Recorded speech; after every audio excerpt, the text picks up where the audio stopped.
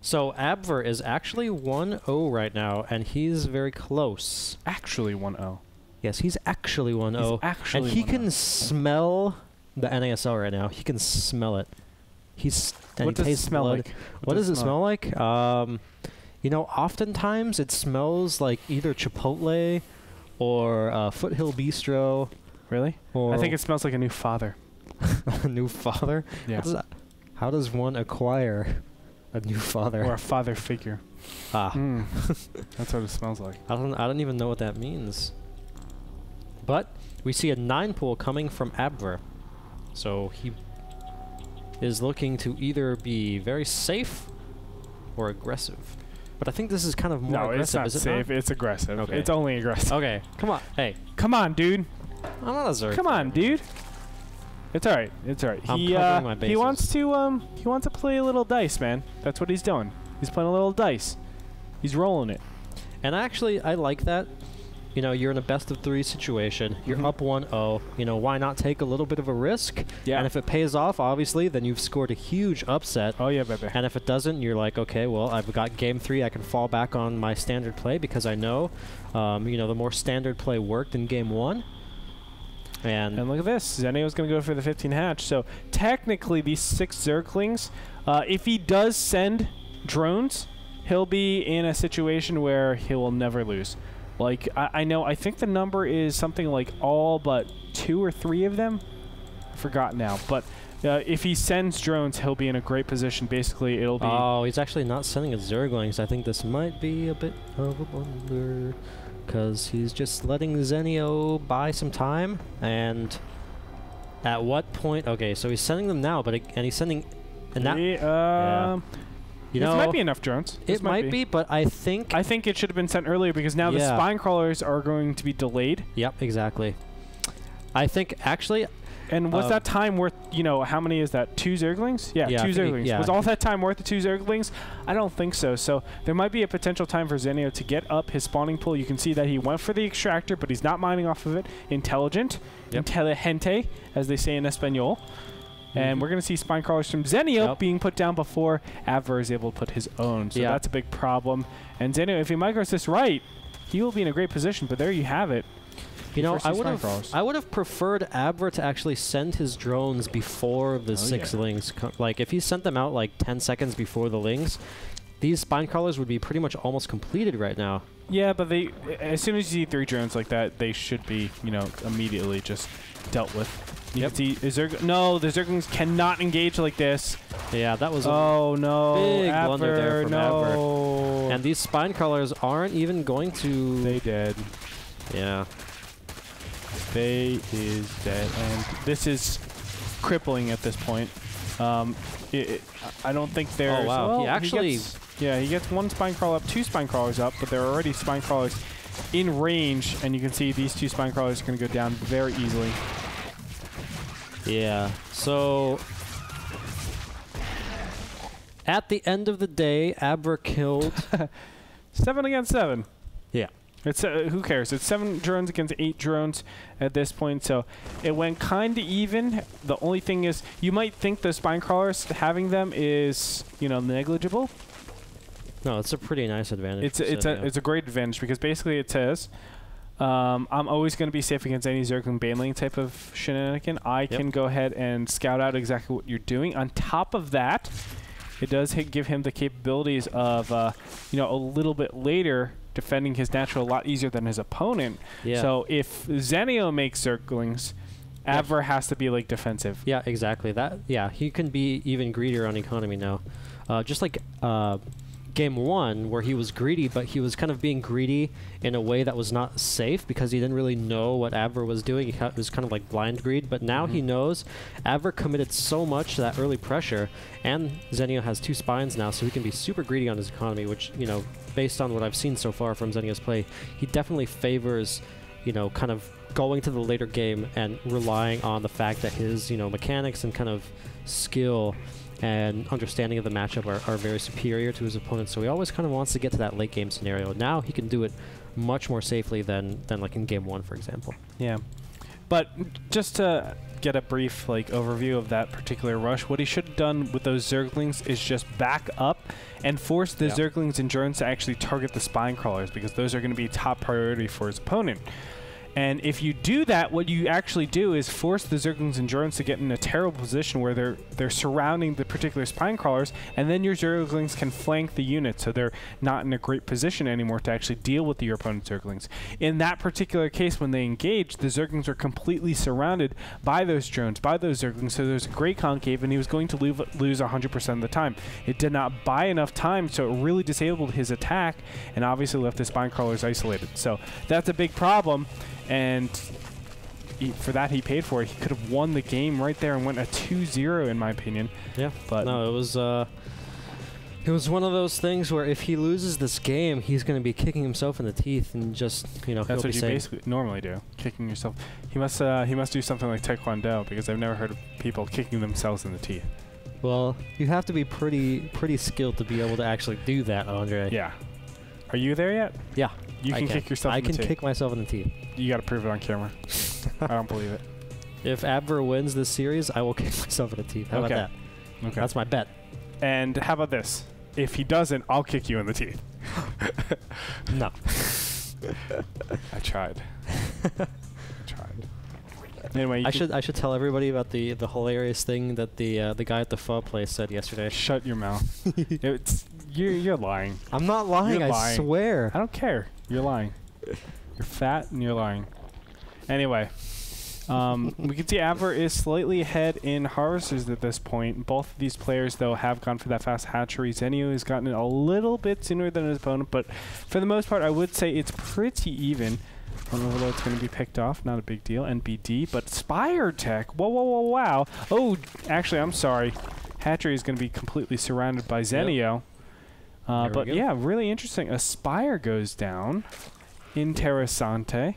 Now, he is on a nice drone count. I do want to say that having additional drones past 16 actually hurts you quite a bit. You need about 2 minutes.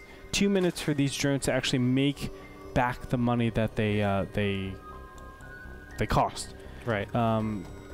If you want to go all mathy on, well, which we know you do. I like to math it up. I will say I like to talk about math.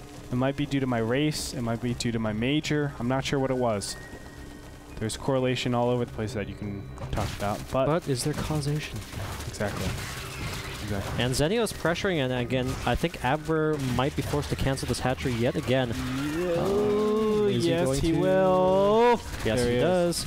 And he's going to lose the drone as well. So that was actually the first drone that Zenio killed, and he was really into killing that drone. But that being said, we do see 5 Mutalisks being built from Abver, and if we look at Zenio's base, we see that the only anti-air he has is 4 queens, which is actually a lot. So yeah, that's plenty. Okay.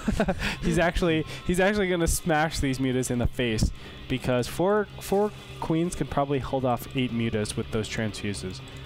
I mean, it's so efficient. Yeah, he actually has quite a bit of energy. So Abver is going to be safe. I like the fact that Abver is taking a third here, because these mutas are going to give him map control, so he's not going to be able to kill Zenio with the mutas. He's most likely not even going to be able to get a lot of economic damage, but what he's going to do is he's going to prevent Zenio from moving out. And we'll see if he can take out this queen before the transfuse gets down. And, oh, wow. Good timing there by Zenio. So he saves his queen. He is going to lose 2 drones in that exchange. So Abver is up to 10 drones killed. But again, Zenio has a pretty significant worker advantage right now. This is correct right here. Zerglings and Roach is going to be pushing out to deny that third. It has to get canceled at this point. And additional spine crawlers are going to actually be created over here. Zenio is going to back up from here. But all Zenio wants to do is deny that third. And right now he has a massive advantage since he denied his opponent's hatchery for so long. And you know what? These mutas don't actually keep his opponent in his base, because a lot of these units, Zerglings, Roaches, they're pretty fast seeing that creep thread. Look at that creep thread. It's actually pretty good for Zenio. So it helps out quite a bit. Additionally, these queens are going to be enough to actually keep these these mutas at bay. So there's no real reason to actually be afraid of these mutas just because the queen count is so large. If he wants to be extra safe, add on additional 2 queens. I don't hate that. If you want to be super, super safe, know that you're ahead and then just go from there. You can play this out super safe, and Zenio will have a 100% win every time. Yeah, I agree. I think Abver is definitely behind right now. I mean, especially the fact that he cannot take his third. There's not a lot he can do because Zenio is so safe, and now he's got his evolution chamber up, so he's got spores protecting his mineral lines. He has a lot of queens as well, and Zenio actually can push out with his queens if he wants to. He's got a lot of them, and he's got good enough creep spread where he can actually walk his queens all halfway across the map, and then soon enough he'll actually be getting to Abver's creep. So then again, he'll be able to maybe even use all those queens offensively, which would be a huge benefit for him. Mutas are going to poke into the natural over here. Picks off a couple drones, I think 1 or 2. But in the meantime, of course, the queens have gone ahead and traversed the entire map. Oh, wow. And Abver just ran across 4 queens, lost 1 Mutalisk in the process. So we look at the units tab. He's only got 11 Mutalisks, which is actually not that much. At this point in the game, if you've gone mutas, you really should be having about like 18 or so mutas right now to be really potent. I don't know why he's actually taking all this creep spread. It helps him so much. Yeah. I mean, he's the ground force. His opponent is the air force. Why would you actually... And plus he has so many queens too, which is kind of confusing. Because I would have loved if he he killed all of those and put down his own creep tubers here. So I was like, that would be badass. That'd be the ultimate insult. It's like, nah, screw this creep. I'm going to put down my own. Screw you, man. My creep is so much better than yours. All right, so Zenio is going to be taking out the Hydrogen, which is actually pretty good. And he might even be able to get these 2 queens. So one of them does get taken out, and the second one does not get taken out because Zenio has had some money transfuses right now. So Zenio, I thought he killed his own Hydro Sun. I was like so confused. Yep. Now the queens will muscle on over here, and look at this. Zenio actually listened to me. He went up to 6 queens. Yeah, and why not? Why not? Abver killed a lot of drones, though. He's actually up to 28 drones killed. And if we look at the income tab, Abver has almost evened it out now. he's still 6 behind, which is... Yeah, it's pretty significant, actually. 15%. Yeah, 15%. 15% of Zenio. But Zenio does have this third, but these mutas look like, oh no, investors. And they do have fungal growths. Up. Oh, wow. Really good split there by Abver, but I don't think he should continue with this because... he missed another fungal growth. Yeah. Zenio. Jamon. I don't know if that was Abver's micro or Zenio's miss micro, but I don't know if he has those pointer dots on the bottom. That's where you aim for. Either way, pretty good job there by Abver, dodging a pretty significant bullet there. And if we look at the income tab, Zenio's pulling away in the drone count again. Abver's third is a bit late. I think he could have taken that a lot earlier, especially because now his muta count is high enough where Zenio has to be really careful about moving out. See, I have to slightly disagree just because of those fungal growths. The fungal growths could be anywhere. That's why it's just like I can be killed at any time. My mutas can be sniped at any time if I go onto my opponent's side. So that's going to be in his head, and he's going to be like, risky business. At this point, the only thing I think Abver can do is continue massing up on mutas and go for, just this huge baneling force. And kind of, just crash into his opponent like Dave Matthews. All right. We shall see how this develops. Notably, Abver's not really making anything but mutas. And if we look at this, the muta count, he is at 24. That is a lot, but the fact that Zenio has so many fungals and a lot of queens... oh, actually, Abver is going for a counterattack, so we might be seeing a base trade here. Okay, so he's not actually going with his Mutalisks. Yeah, I think that would be... Again, it's incorrect to actually go with the mutas, because what does he know right now? He has no idea where his opponent's infestors are, or the mass of infestors are. He does see that there's one infestor or a couple infestors. Now he sees a lot of them up. Yeah, so now he's actually going to go for the counterattack. There you go. But a single infestor is going to pop out. Fung growth, all of them. They turn all of those mutas into a nice...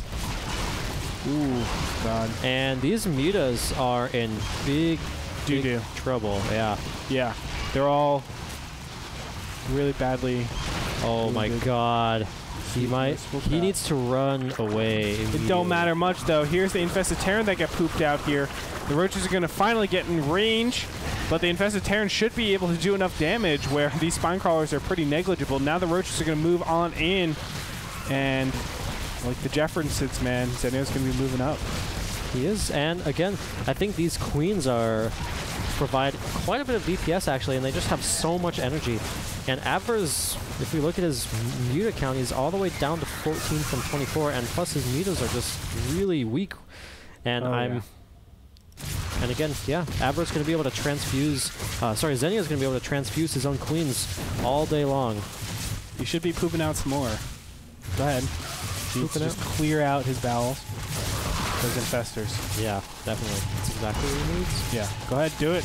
Do it. Ah, be careful! Nice spread, targeting down those mutas, but he's going to burrow. There it is. GG from Abver, and we're going to have a 1-1 series. So god damn you, I want to kick you in the teeth so bad.